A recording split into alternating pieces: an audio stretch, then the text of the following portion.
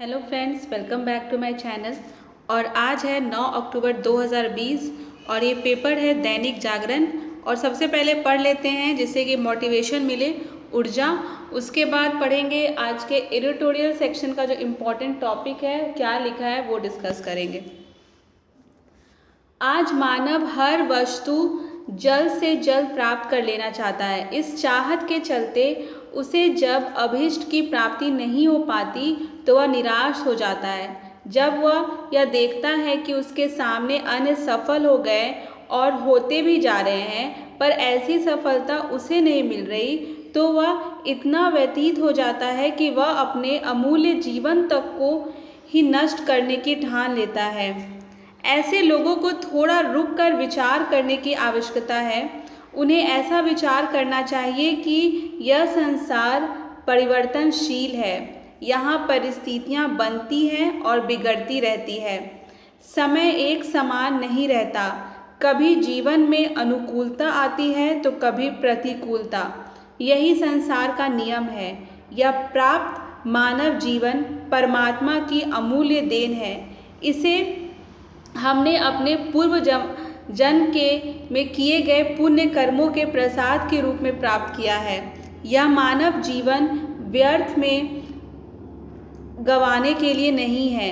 देवता भी मनुष्य शरीर प्राप्त करने की इच्छा रखते हैं। ऐसे दुर्लभ एवं उपयोगी मानव जीवन को हम इंद्रिय सुख की लालसा में नष्ट करते चले जाते हैं। इस प्राप्त मानव शरीर का सदुपयोग परमात्मा की भक्ति करने में है।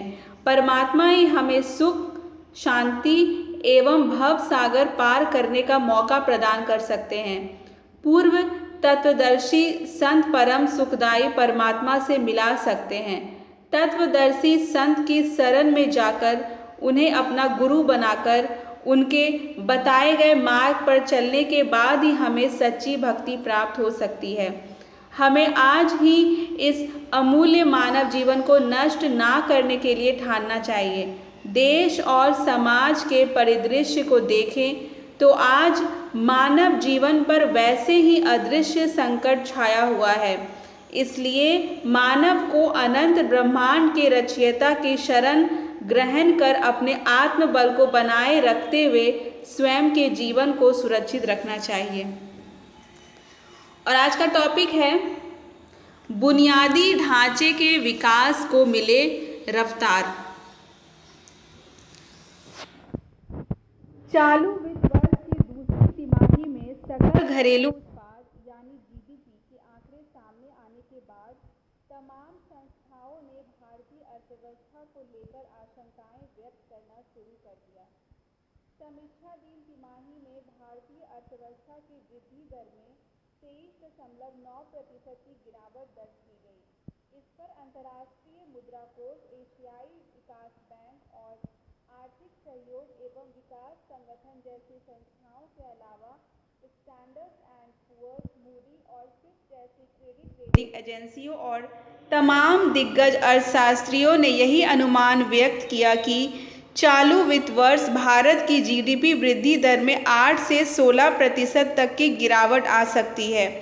भले ही गिरावट का जो स्तर रहे, लेकिन इससे यही बात जाहिर होगी कि कई वर्षों तक तेज आर्थिक वृद्धि के बाद भारतीय अर्थव्यवस्था को गिरावट की तपिश झेलनी होगी। 3 दशक तक जोरदार वृद्धि ने लाखों करोड़ों लोगों को गरीबी के दुष्चक्र से बाहर निकाला है। गिरावट की यह स्थिति अप्रत्याशित आकस्मिक कारणों के चलते उत्पन्न हो रही है। सरकार जीवन, आजीविका और अर्थव्यवस्था के लिए उत्पन्न हुए जोखिम को दूर करने की दिशा में सक्रिय है। अर्थव्यवस्था को पहुंचे भारी नुकसान की तीव्रता का नाता काफ़ी हद तक देश की राजनीतिक, सामाजिक एवं आर्थिक मोर्चे से जुड़ी ढांचागत विशेषताओं से भी है। अक्लमंदी इसी में है कि नुकसान को कम से कम कैसे किया जाए। इस सिलसिले में मोदी सरकार द्वारा उत्साह और उपयोगिता की दृष्टि से किए जा रहे विभिन्न ढांचागत, क्रमबद्ध और संस्थागत सुधारों का भी संज्ञान लिया जाना चाहिए। नरसिंह राव और वाजपेयी सरकार को जिस किस्म की चुनौतियां झेलनी पड़ी थी,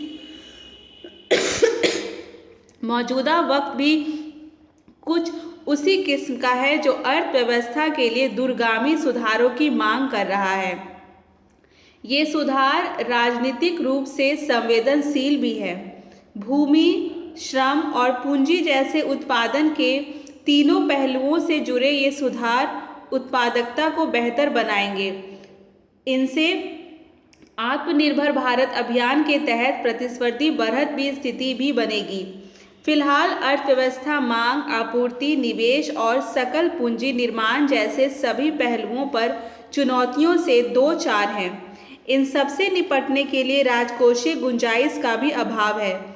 विकसित अर्थव्यवस्थाओं के उलट भारत सरकार राजकोषीय घाटे को लेकर एक हद से अधिक उदार नहीं हो सकती, परंतु उसका बढ़ना तय है। इसका समाधान विकास के सभी माध्यमों को गति देने में ही निहित है। लोग अनिश्चितताओं के चलते खरीदारी के लिए अभी भी बाहर निकलने से कतरा रहे हैं।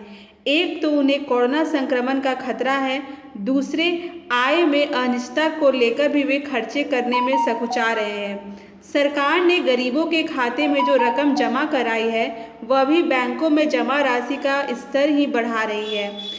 ऐसे में वास्तविक ग्राहक माने जाने वाले निम्न और निम्न मध्यम वर्ग के मन में रोजगार को लेकर जो आशंकाएं घर कर गई है, उन्हें बाहर करना होगा। गुणवत्तापरक बुनियादी ढांचे का अभाव भी भारतीय अर्थव्यवस्था को धार देने की राह में एक बड़ा अवरोध है।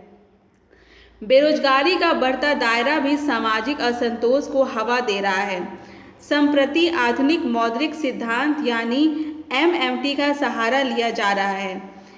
इसमें अर्थव्यवस्थाओं को सुरक्षित रखने के लिए बड़े पैमाने पर प्रोत्साहन पैकेज दिए जा रहे हैं। इसका यही पैमाना है कि अगर अर्थव्यवस्था में शिथिलता महसूस हो तो राजकोषीय घाटे का आकार कोई मायने नहीं रखना चाहिए। साथ ही यदि नॉमिनल GDP वृद्धि दर ब्याज दर से अधिक है तो ऋण राशि किसी समस्या का सबब नहीं होनी चाहिए। भारतीय अर्थव्यवस्था में भारी शिथिलता, व्यापक बेरोजगारी, अल्प बेरोजगारी और क्षमताओं का पूरी तरह उपयोग न होने पर प्रतिबिंबित हो रही है।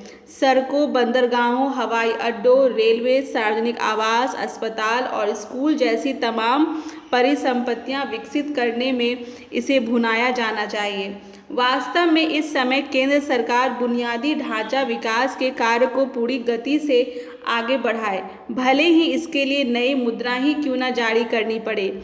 सरकार प्रत्येक व्यक्ति को रोजगार की पेशकश करे, यहाँ तक कि मनरेगा के तहत होने वाले मामूली से कामों के बजाय उसे बड़ी बुनियादी ढांचा परियोजनाओं से भी जोड़ा जा सकता है।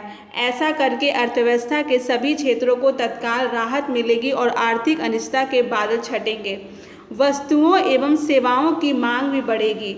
साथ ही साथ इससे लाखों MSI को जीवनदान मिलेगा। वहीं अर्थव्यवस्था की संभावित वृद्धि को न केवल सहारा बल्कि तेजी भी मिलेगी। जहां तक प्रमुख देशों के राजकोषीय घाटे का सवाल है, तो वर्ष 2020 में अमेरिका का राजकोषीय घाटा बढ़कर उसकी GDP का 15.3%, ब्रिटेन का 18.2%, कनाडा का 12.6%, जापान का 11.3% और सिंगापुर का 13.6% रहा। इन सभी देशों में अर्थव्यवस्था को उबारने के लिए अतिरिक्त संसाधनों के आवंटन की संभावनाएं अभी भी कायम है। अमेरिकी केंद्रीय बैंक के चेयरमैन जेम्स पावेल का कहना है कि अर्थव्यवस्था को सहारा देने की कोशिशें रोकी नहीं जाएगी और ब्याज दरें तब तक नहीं बढ़ाई जाएंगी जब तक पूर्ण रोजगार की स्थिति बहाल नहीं होती या महंगाई बर्दाश्त के बाहर नहीं चली जाती। यूरोपीय आयोग भी 825 अरब डॉलर के कोरोना राहत पैकेज की तैयारी कर रहा है। भारत की बात करें तो देश के प्रत्येक राज्य जिले और शहर में बुनियादी ढांचे की स्थिति कमज़ोर ही है। ऐसे में सभी को रोजगार दिया जाए और बुनियादी ढांचे से जुड़ी बड़ी परियोजनाएं विकसित की जाएं। कहने का अर्थ यह भी नहीं है कि सभी किस्म की सावधानियां को दरकिनार ही कर दिया जाना चाहिए। इसमें सफलता इसी पहलू से तय होगी कि इन परियोजनाओं को कितनी तेजी से फलीभूत किया जाएगा और इसमें संसाधनों के रिसाव को कैसे रोका जाएगा। इन दोनों मोर्चों पर मोदी सरकार ने उल्लेखनीय प्रदर्शन किया है। हालांकि इस राह में जोखिम कम नहीं है, लेकिन उन्हें उठाना भी श्रेयस्कर होगा। कोई वैकल्पिक रणनीति बेहतर परिणाम नहीं दे सकती है। ये लिखा था, अपना जो विचार व्यक्त किया है लेखक सेबी और LIC के पूर्व चेयरमैन। धन्यवाद।